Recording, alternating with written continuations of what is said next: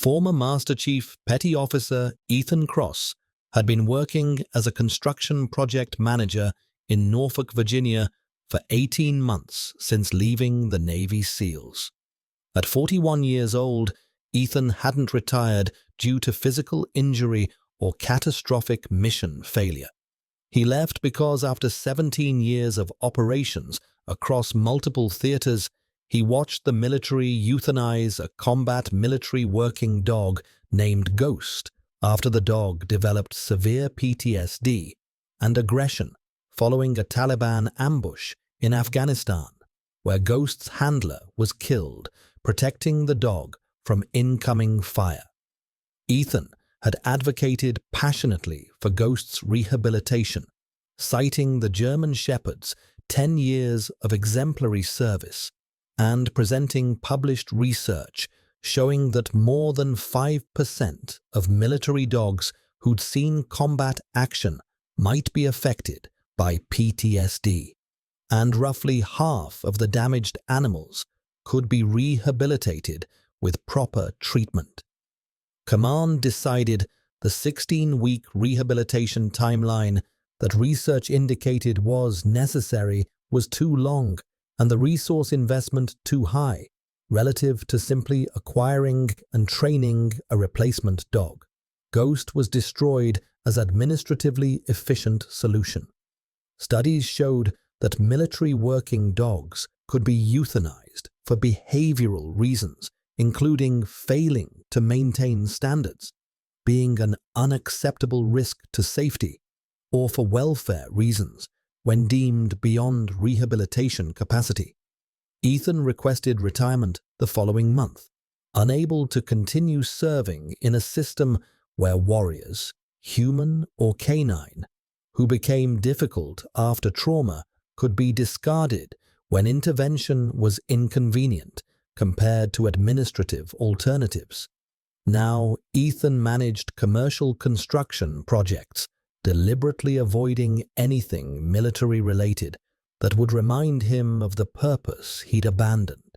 He lived alone in a rental house near the beach, maintained minimal contact with the SEAL community who reminded him of what he'd walked away from, and carried Ghost's collar tags as constant reminder of what happens when administrative convenience matters more than earned loyalty.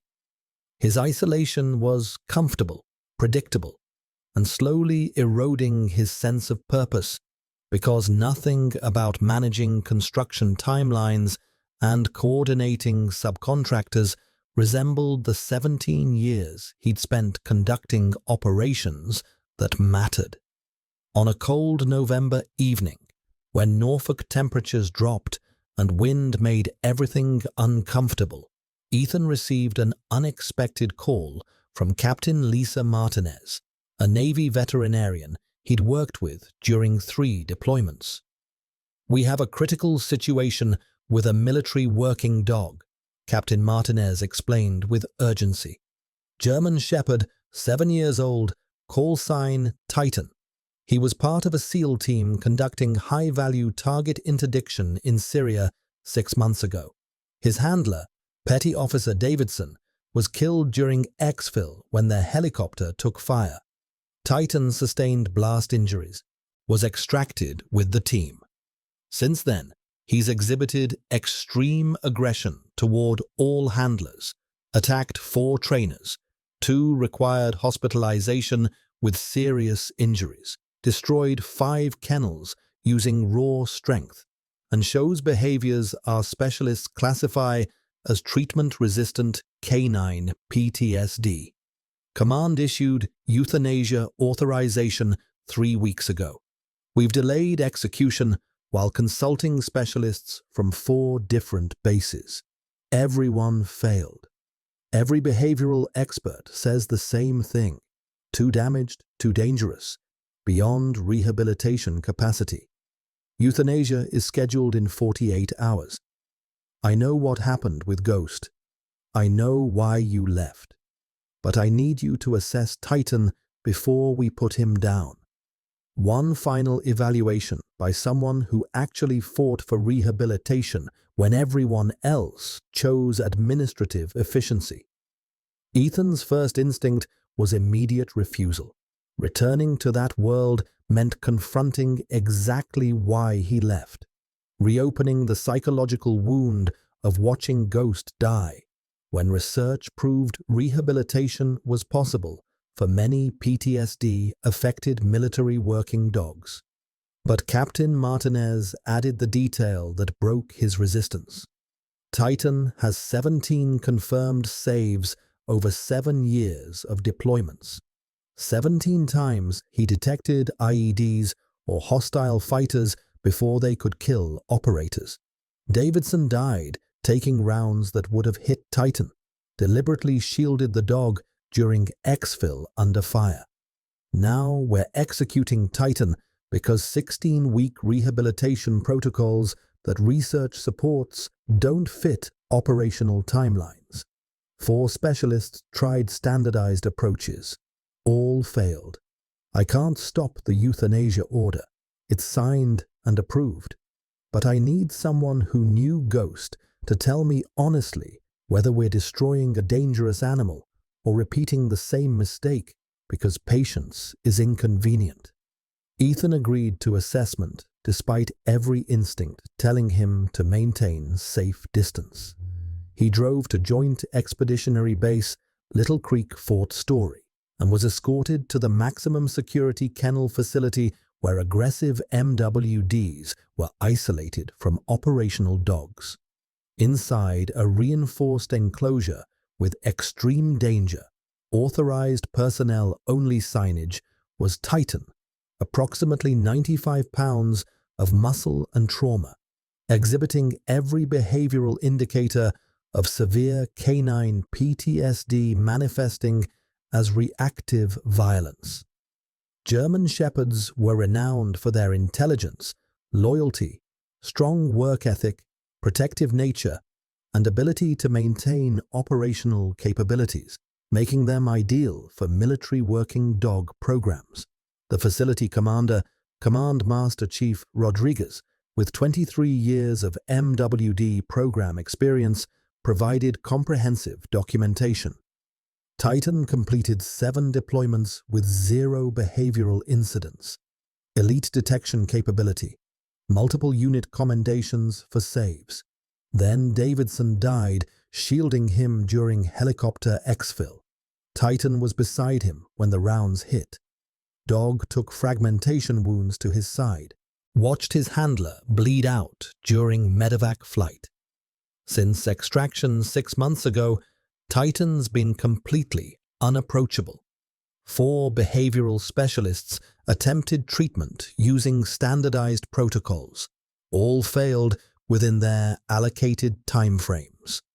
Titan has hospitalized 2 trainers who attempted forced engagement approaches, destroyed 5 isolation kennels using raw strength and determination, shows constant hypervigilance and explosive aggression toward all humans, refuses food for days at a time, suggesting severe depression, exhibits what every specialist who's evaluated him calls chronic treatment-resistant CPTSD beyond current rehabilitation capacity.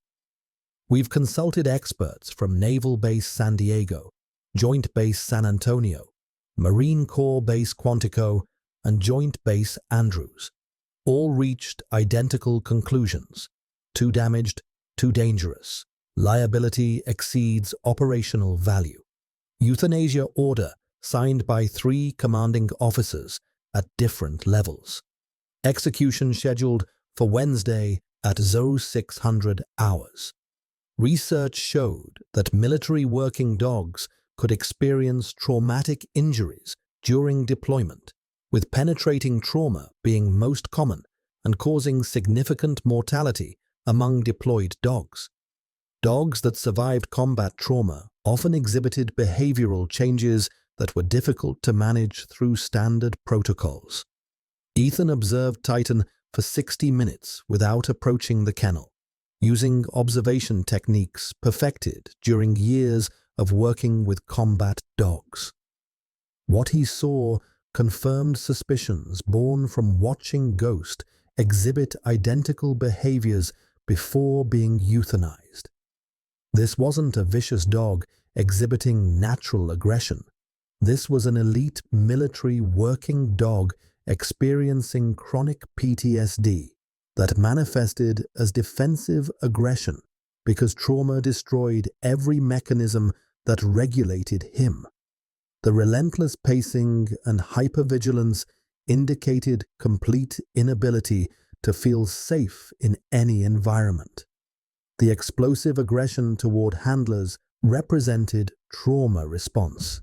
Titan's handler died despite the dog's protective instincts, creating profound failure association, making every new handler a reminder of catastrophic loss. The food refusal suggested severe depression and shutdown of survival drives. The attacks on trainers weren't random violence.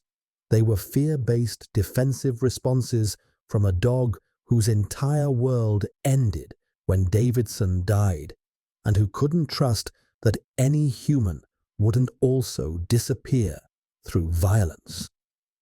Ethan made a decision requiring confrontation with what he'd avoided for 18 months. I'll take him. Give me the full 16 weeks that research shows is necessary for PTSD rehabilitation in military working dogs. If I can't demonstrate rehabilitation progress using evidence-based protocols, you proceed with euthanasia. But this dog earned more than 48 hours. 17 saves means 17 operators alive because of him. He deserves intervention matching what we provide human veterans with: PTSD. Command Master Chief Rodriguez and Captain Martinez exchange skeptical looks, communicating their doubt. Ethan, 4 specialists with decades of MWD experience failed using standardized protocols within their allocated timeframes. Titan hospitalized 2 trainers with serious injuries. The euthanasia order has 3 commanding officer signatures at different command levels. What makes you think you can succeed when everyone had failed? Rodriguez asked directly. Ethan's answer was direct and loaded with 18 months of guilt he'd carried since Ghost. Because I watched you destroy Ghost when research showed that roughly 50% of PTSD-affected MWDs can return to service with 16 weeks of proper treatment. I left service rather than fight that decision. I've spent 18 months managing construction schedules while knowing I abandoned Ghost when evidence supported rehabilitation.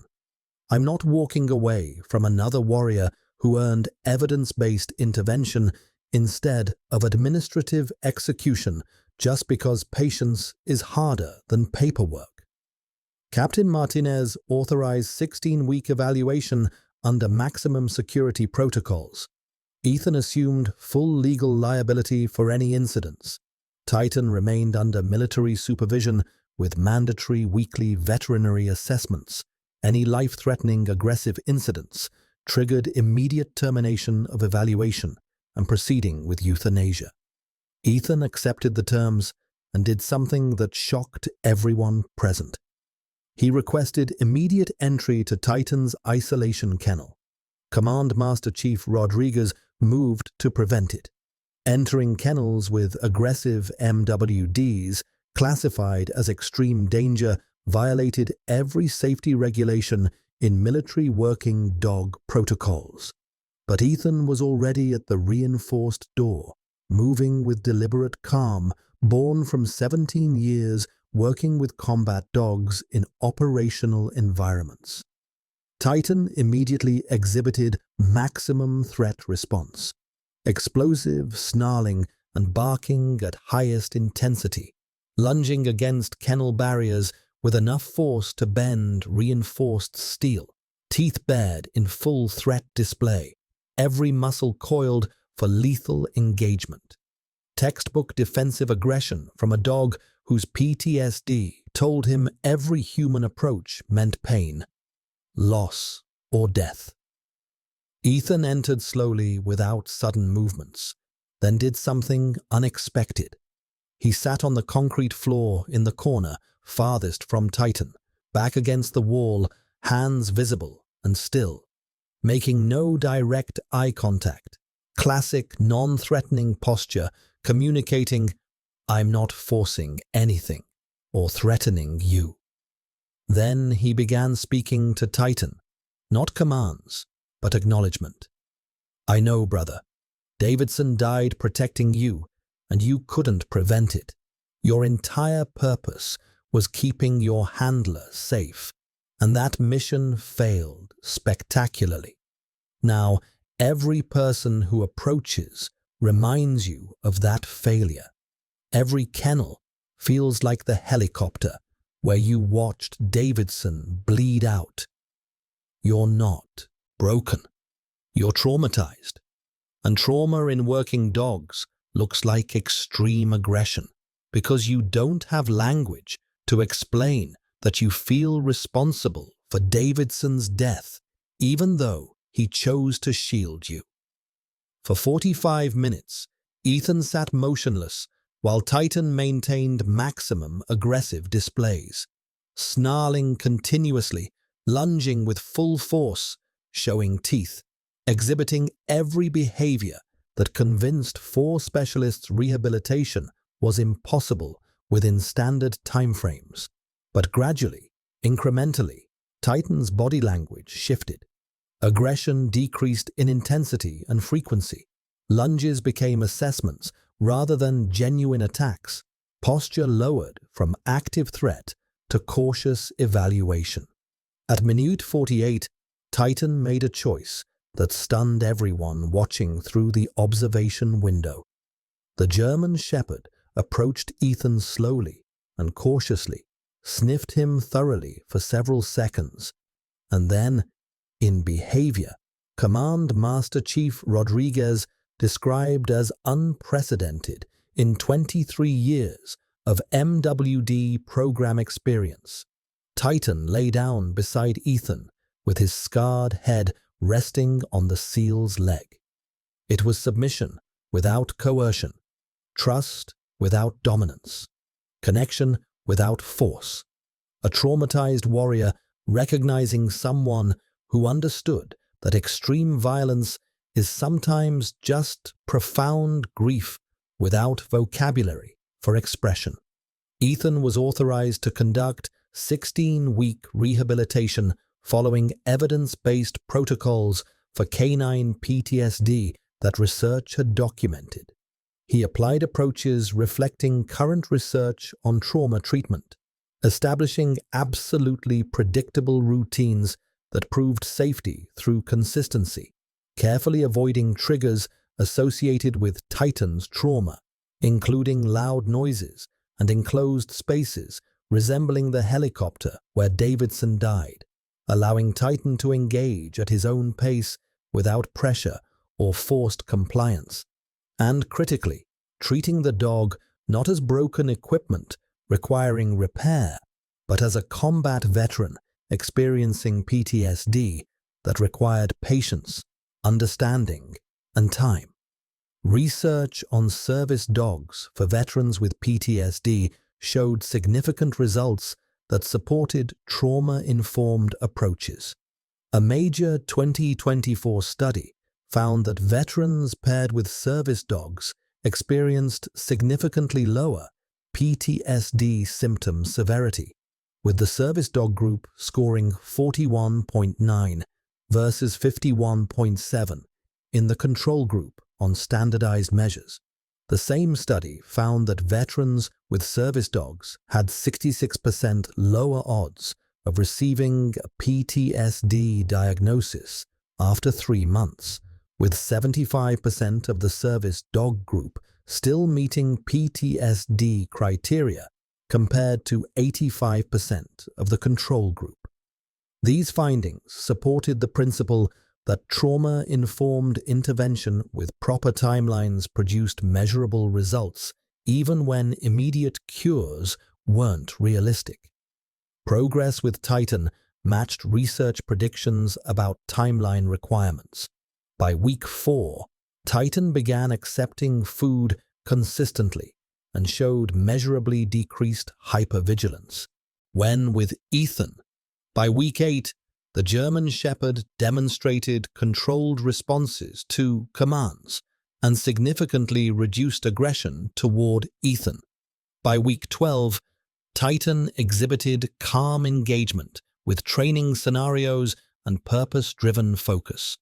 By week 16, Titan showed operational capability matching his documented pre-trauma performance, exactly the kind of 50% success rate that research on PTSD-affected military working dogs had documented was possible with proper 16-week treatment. The transformation wasn't elimination of all trauma symptoms, but management and redirection. Titan still exhibited wariness toward strangers, still showed heightened alertness in certain situations, but the defensive aggression that made him treatment-resistant had shifted to controlled responses when he felt safe with Ethan. This matched research findings that PTSD treatment reduced symptom severity rather than completely eliminating all symptoms, a clinically significant improvement rather than perfect resolution. On final evaluation day, at the 16-week mark, Ethan brought Titan to the main training facility for formal assessment by the behavioral team and command officers who'd authorized the euthanasia order. What they witnessed shocked them profoundly. Ethan and Titan conducting advanced detection drills at operational tempo, controlled aggression exercises demonstrating precise targeting and release on command, tactical obedience sequences, the supposedly treatment-resistant dog performing at elite levels matching his pre-trauma operational capability. Command Master Chief Rodriguez's assessment was direct and incredulous. 4 specialists with decades of experience failed. You succeeded using the same 16-week timeline research recommended. How is this possible? Ethan's answer defined the fundamental difference in approach. They failed because they tried standard protocols designed for basic behavioral problems and gave up before completing the evidence-based timeline. I succeeded because I treated chronic CPTSD as a psychological injury requiring evidence-based intervention, not a training problem requiring correction. Research published years ago shows roughly 50% of PTSD-affected military working dogs can return to service with 16 weeks of treatment. Everyone gave up before completing the timeline because administrative convenience mattered more than following evidence to conclusion. Titan isn't treatment-resistant.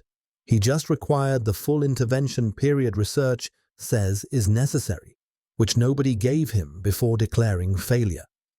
This paralleled findings in human PTSD treatment research, showing that trauma-focused treatments had average dropout rates of 27.1% among enlisted service members, with studies showing only 9.1% of veterans completed evidence-based psychotherapies under typical conditions, an attrition rate exceeding 60%. The problem wasn't that treatments didn't work. It was that people and systems gave up before completing effective protocols. The evaluation resulted in official cancellation of Titan's euthanasia order based on demonstrated rehabilitation progress matching research predictions. But the Navy faced a new operational challenge. Titan wouldn't work with handlers except Ethan.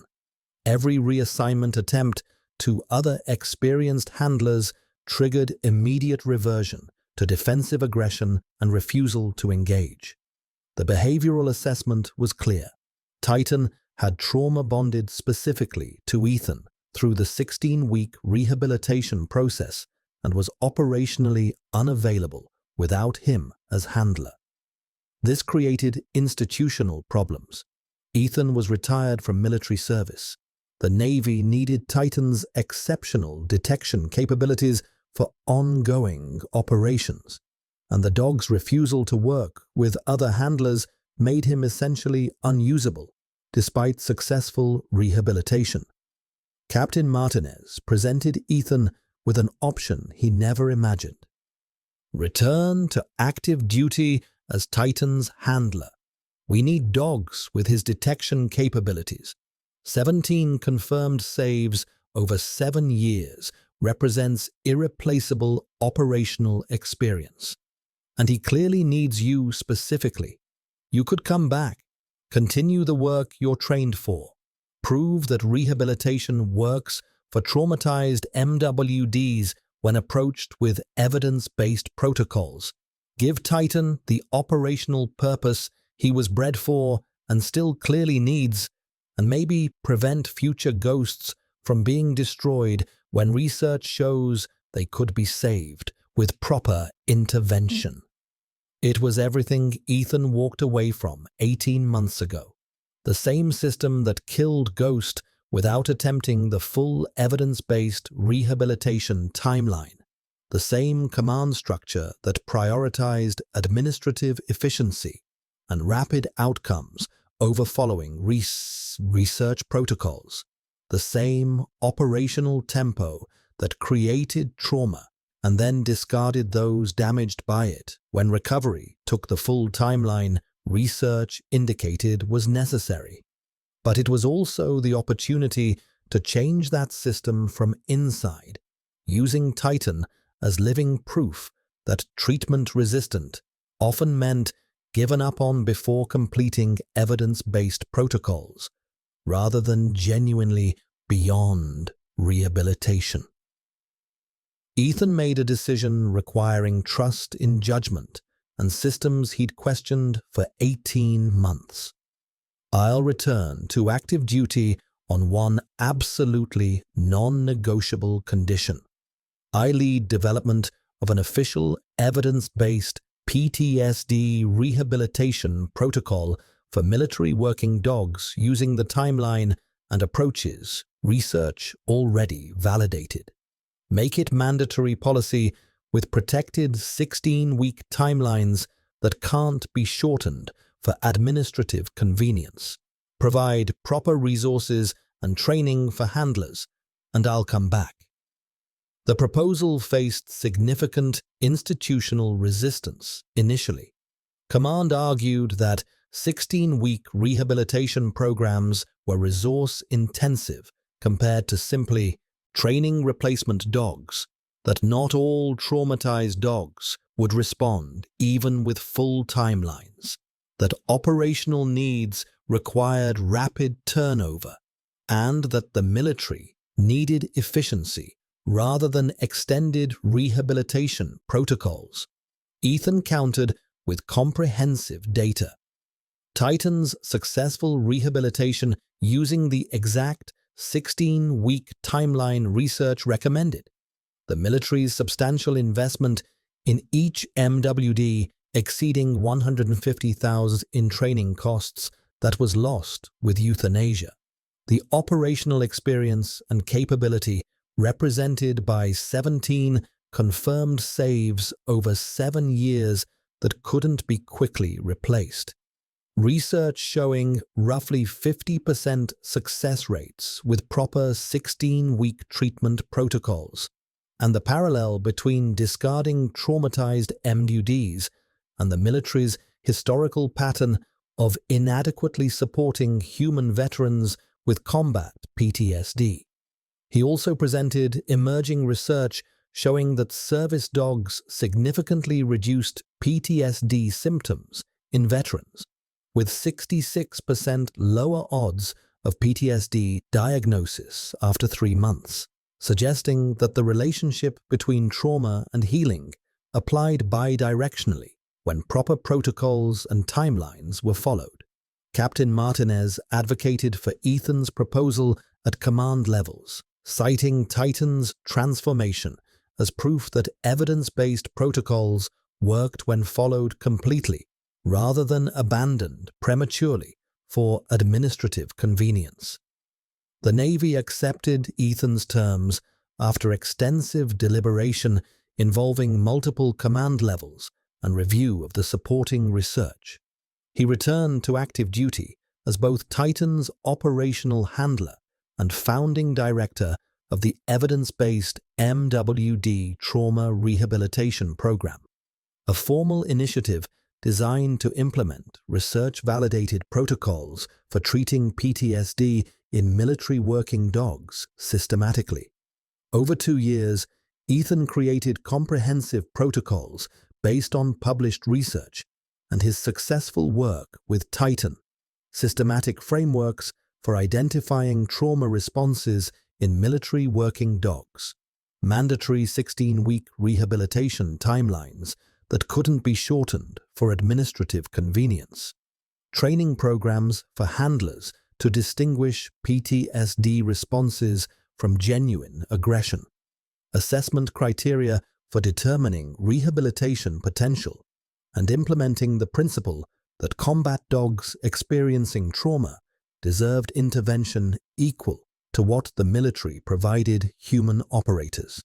The protocols emphasized that research showing roughly 50% of PTSD-affected dogs could return to service required completing the full 16-week timeline, rather than giving up prematurely when rapid results didn't materialize.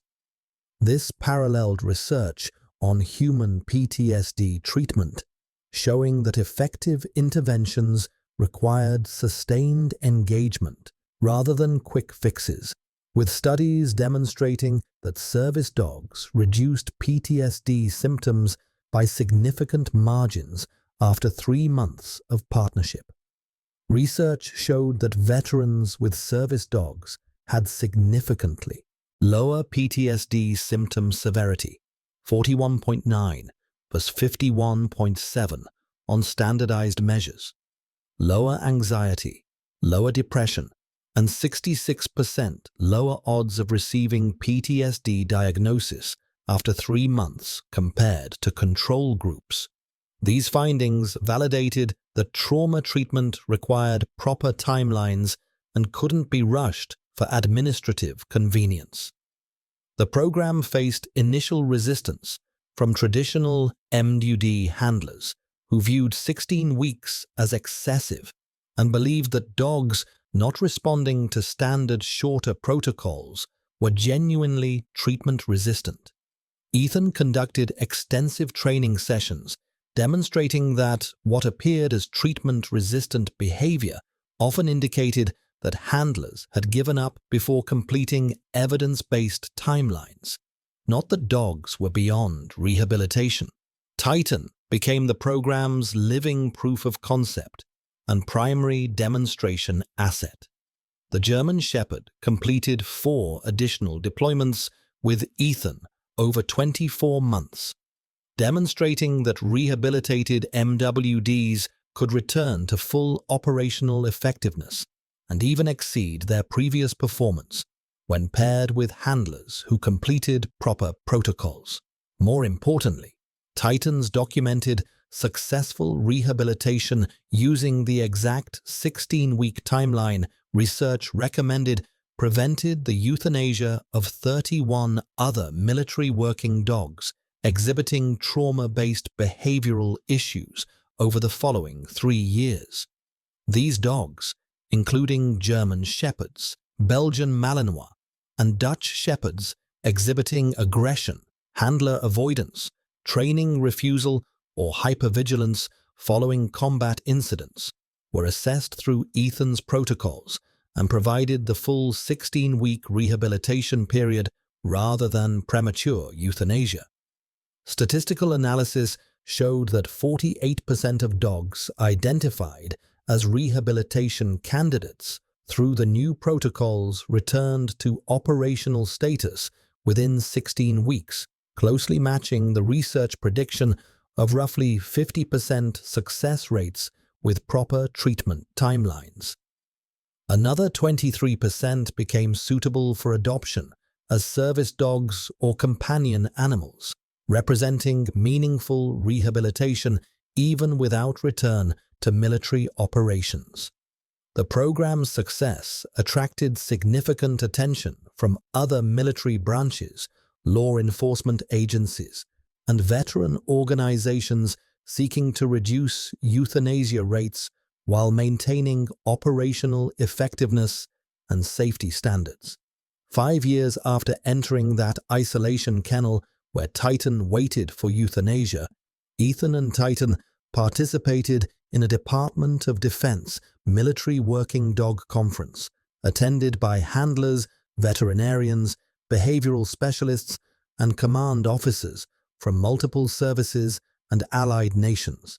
They demonstrated rehabilitation techniques that emphasized following evidence-based protocols completely rather than abandoning them prematurely, maintaining proper 16-week timelines regardless of administrative pressure, and recognizing that research predictions of 50% success rates required actually completing the full intervention period. During the presentation to hundreds of attendees, Ethan was asked the question everyone wanted answered.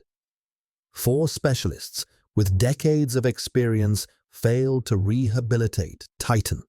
You succeeded. What made the difference? Ethan's answer became foundational doctrine for military working dog PTSD protocols adopted across multiple services.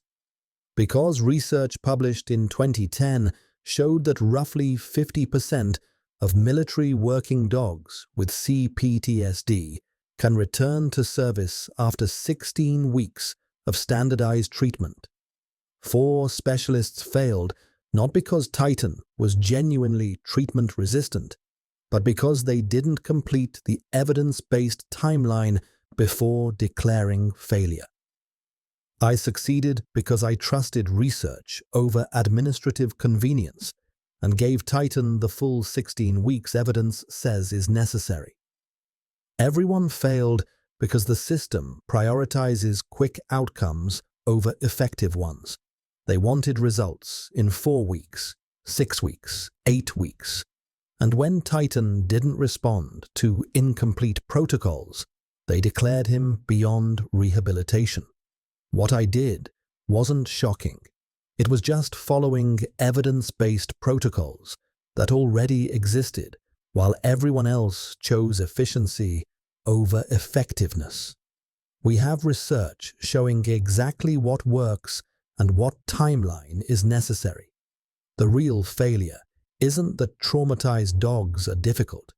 It's our refusal to invest the time research proves is necessary because 16 weeks feels longer than signing euthanasia orders, even though 17 combat saves over 7 years of elite service should absolutely earn 16 weeks of evidence-based rehabilitation. Before we decide execution is more convenient than honoring both the warrior and the science that says recovery is possible. The presentation included detailed protocols based on published research, multiple case studies beyond just Titan demonstrating the 48% success rate matching research predictions, and comparative data showing that following complete 16-week timelines produced results that shorter interventions consistently missed. Ethan also presented research on service dogs reducing PTSD symptoms in veterans, demonstrating that the relationship between trauma and healing required proper timelines, whether treating dogs or humans. 6 years after that November evening phone call, Ethan received recognition from the Secretary of Defense for developing programs that fundamentally changed how military services approached behavioral issues in combat-experienced working dogs based on research evidence rather than administrative convenience. The evidence-based MWD trauma rehabilitation program became mandatory training for all MWD handlers across services, reducing behavioral-based euthanasia by 68%, while maintaining operational readiness and safety standards through evidence-based assessment rather than premature abandonment. Ethan also began consulting with veteran organizations developing service dog programs, applying lessons from Titan's rehabilitation to help traumatized veterans and traumatized dogs heal together using evidence-based timelines. Research shows service dogs can reduce PTSD symptoms by significant margins in veterans, 66% lower odds of PTSD diagnosis after 3 months, Ethan explained during veteran advocacy presentations. But that requires 3 months of partnership, not 3 weeks. The same principle applies to rehabilitating traumatized military working dogs. Research says 16 weeks is necessary for roughly 50% success rate. We can't shortcut that timeline because we're impatient and then declare dogs treatment resistant when they don't respond to incomplete protocols. Trauma doesn't heal on administrative timelines. It heals on evidence-based timelines when we have the patience to follow research to completion. 7 years after that cold November evening, Ethan and Titan retired together from active duty.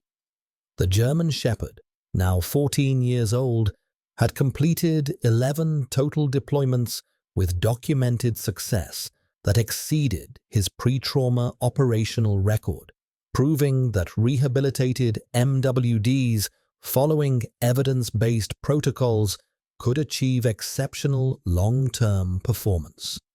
They returned to Norfolk, but now Ethan carried 2 sets of tags. Ghosts tags as reminder of the cost of choosing administrative convenience over evidence-based intervention, and Titan's tags as proof that warriors deserve the full rehabilitation timeline research indicates is necessary. The treatment-resistant canine everyone said was beyond rehabilitation proved that following evidence-based 16-week protocols produced exactly the roughly 50% success rate research predicted, demonstrating that the shocking thing wasn't succeeding where experts failed. It was that we keep choosing administrative convenience over evidence-based intervention, even when research shows exactly what works and what timeline is necessary. That the real failure isn't traumatized dogs being difficult. It's our refusal to invest the time research proves is necessary, because 16 weeks feels longer than signing euthanasia orders. Even though 17 combat saves over 7 years of elite service, should absolutely earn 16 weeks of evidence-based rehabilitation before we decide execution is more convenient than honoring both the warrior and the science that says recovery is possible when we have the patience to complete what research tells us is required.